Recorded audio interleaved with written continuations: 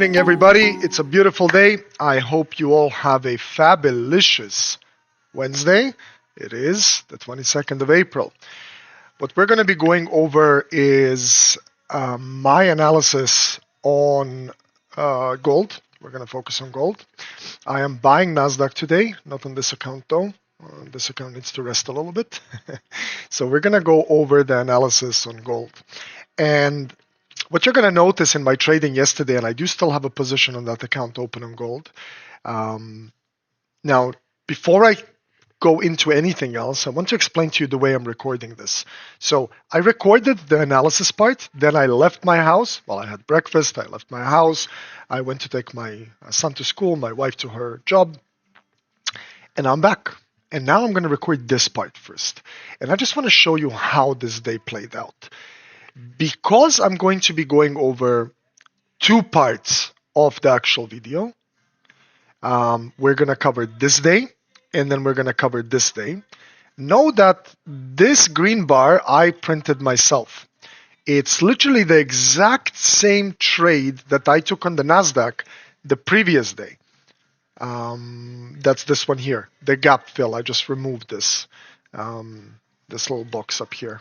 This that I traded. So now, when I woke up, I'm looking at this thing here and I'm thinking, okay, so gold. We've got these Yoda levels. The white ones are the 1 hour. The yellow one, this is going to be important, is the 4 hour. So I'm going to show you a very important rule that I've added into my trading, which is follow the POC, trade with the POC. But if we hit one of those levels, and you see a potential trade in the opposite direction, break the POC rule. That's what I'm doing. So I'll cover that when we come to the part. Anyway, the POC is right there, green. You guys see it. And the day begins, and I'm watching this thing here, and I'm like, let me turn on the VWAP, see what's going on. And I'm looking at the VWAP, and we hit it, we hit it, we hit it, we hit it, we hit it. And then I put a little bit of a trend line here, and I create myself a very basic contraction pattern right here. So I do buy this.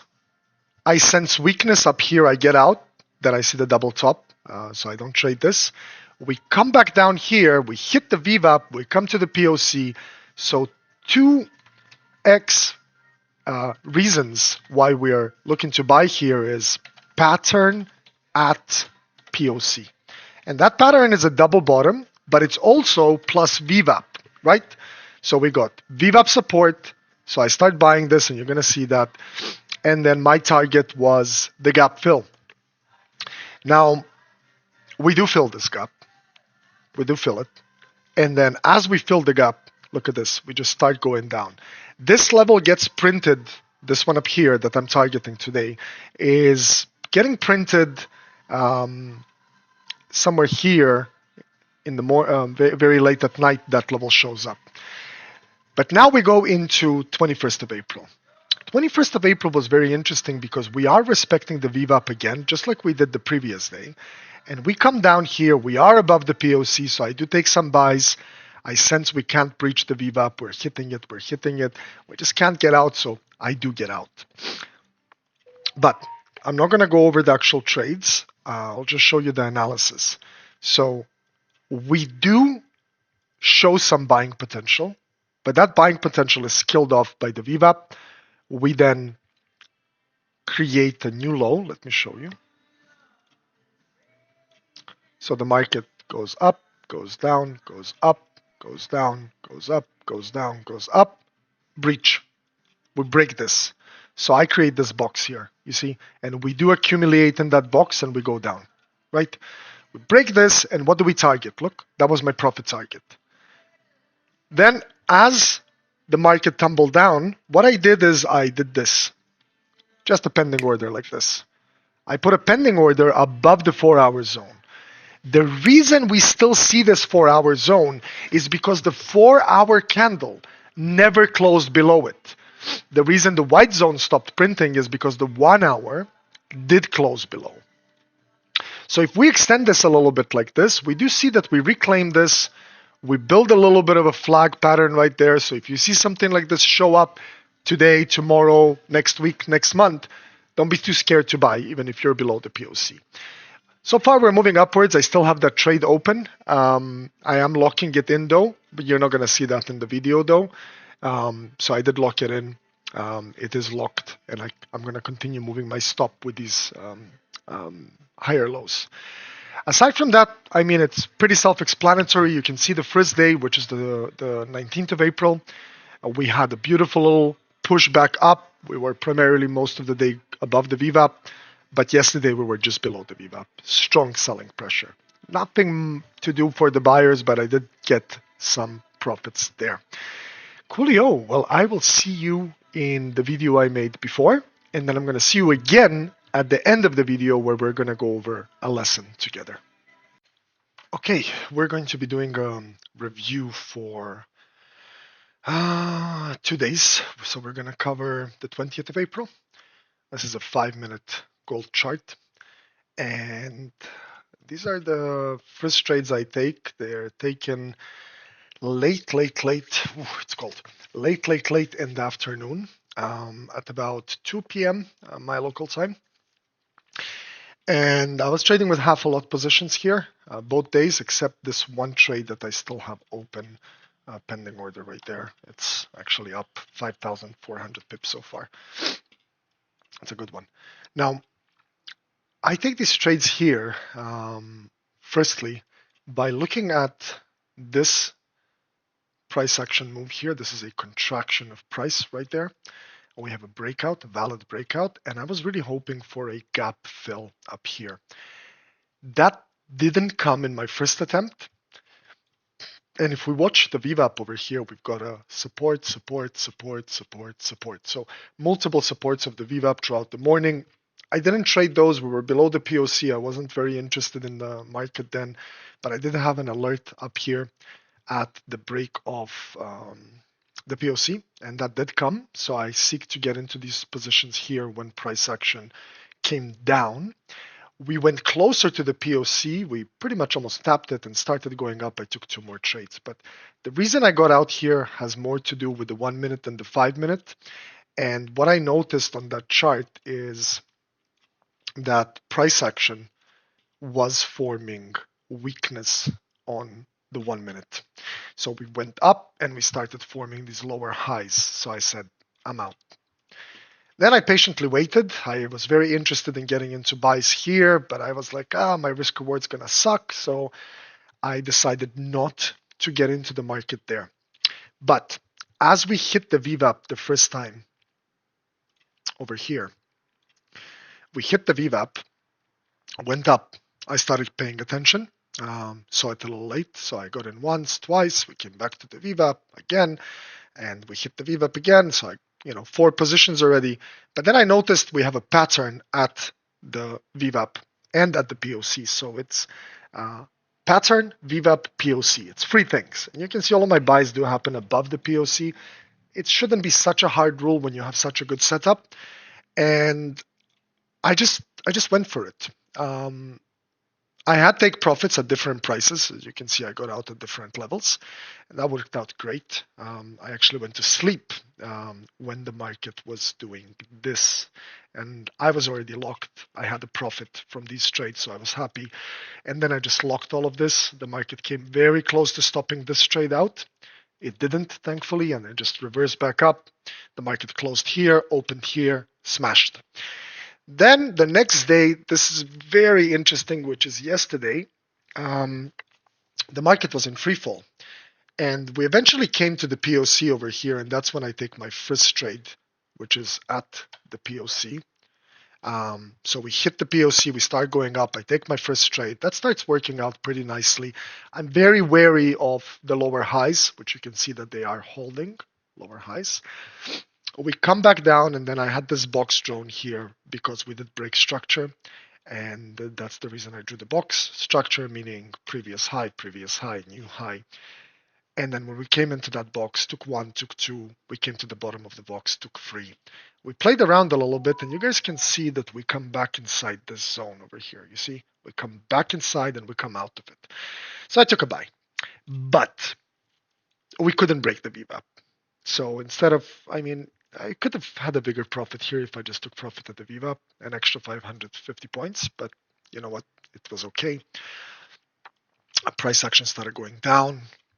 I realized that there was way too much selling pressure, so I started getting very interested into this zone and this zone here, which are the 4-hour and the 1-hour levels, and that's primarily what I focused on. Um, just to give you a very simple example, um, we did break structure here, so this is the last low, and we have a new low, and that's why I drew this level over here, because I did take a trade. Now, mind you, this is a wide loss. I was in the loss for 2,400 points. You can see that I break the rule of the POC a little bit, mainly for the reason of we have a valid setup, meaning new low, and then we accumulated in this box. And we've got a rejection of the VWAP and a rejection of the VWAP. So as we started going down, I said, I'm not going to wait. I'm going to take this. So I took pop up 2, took another one below the VWAP, and then I just had to leave. So I set my take profits down at the 1-hour box. This was a big one here, 6,622 points. The rest were all pretty good, so it was a very profitable day. I did trade on the PAM a little bit more actively, which was wrong from me. I was more on the 1 minute there, trying to make quick profits. I went into a loss, into a profit, loss, profit. It was a mess, but ended up in a 20% profit, which is great. And then I did the same thing on the PAM, put a pending order above the 4-hour zone, because when I was going to pretty much close my computers and stop, we were down here. So I put a pending order. I got tagged. I'm still in that trade. I got tagged right there. And the rest is history. I'm either interested in getting out of the POC here into a new low, which I'm going to start managing this position soon, 5,457, 58, 53. The market's moving. Points and profits, so I'll be moving my stop loss over here. I know we're below the POC, but I told you, there is a rule that I've added into my trading, which is, just 1 second, cheers, which is I will break the POC rule only at these key levels. And then when we came down below the 4-hour, I was just like, listen, if it doesn't close below, it's going to go up. So I just put a pending order, went to sleep, and the rest is history. I didn't even put a stop loss. That's how late it was. That's it. I hope this video has helped you trade better today. It's not it. We're going to be talking about a specific lesson in a second. Okay, so to wrap up this video, let's talk about becoming or embracing the process of actually becoming a trader. One big error that a lot of people make is that they quit believing in themselves. They quit believing that they can become a success in trading, and they believe that success belongs to other people. They look at profitable traders and think that, this guy or girl has something that I don't have, or they're naturally gifted, or I'm just not built out for this.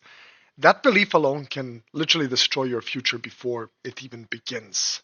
The truth is much more simpler than this. There is nobody that is naturally born at anything, let alone trading. No one enters this market with built-in discipline, and nobody is born knowing risk management. And nobody arrives with emotional control, patience, or execution mastery. Those are skills that are actually built. Every single skill in trading and in life and in accounting and in football and in basketball and in sales and business development are built. Trading is not about talent. Trading is about process. Just like any other high-level craft, the people who rise are usually the people who stayed in the game long enough to improve. They studied, they reviewed mistakes, they adapted, they stayed disciplined when others are quitting. And many traders think that putting in time is just enough, but it isn't. You can stare at the charts for years and still stay average. And the problem is that people don't really spend time to prepare, work, study, and all of those things. They think that just trading will do the trick, but it doesn't.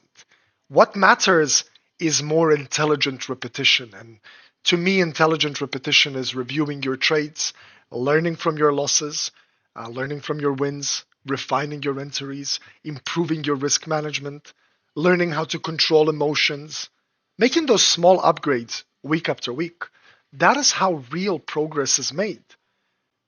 But there is another dangerous mindset, and that is expecting immediate success. Some traders, I've done it, open an account and believe that profits are going to come quickly. Then, when reality hits, we overtrade, we revenge trade, we increase risk, we jump strategy to strategy. Why? Well, because we expect rewards before earning a skill. No serious profession works like that. You don't become elite in anything without training, without failure, and without repetition. Trading is no different. The market is going to reward competence, not impatience. So if you're struggling right now, do not label yourself as incapable of success. You may simply be very early in the process, and there is a very big difference. Being early means you're still learning. Being incapable means you've stopped. And because they most traders fail not because they lack ability, they actually fail because they quit before the lessons actually start compounding. Your mission should be very simple. Choose improvement over emotion. Choose discipline over impulse. Choose consistency over excitement. Choose process over shortcuts. If you do that long enough, the results eventually have no choice but to change. Because in trading, winners are rarely born, they are actually built.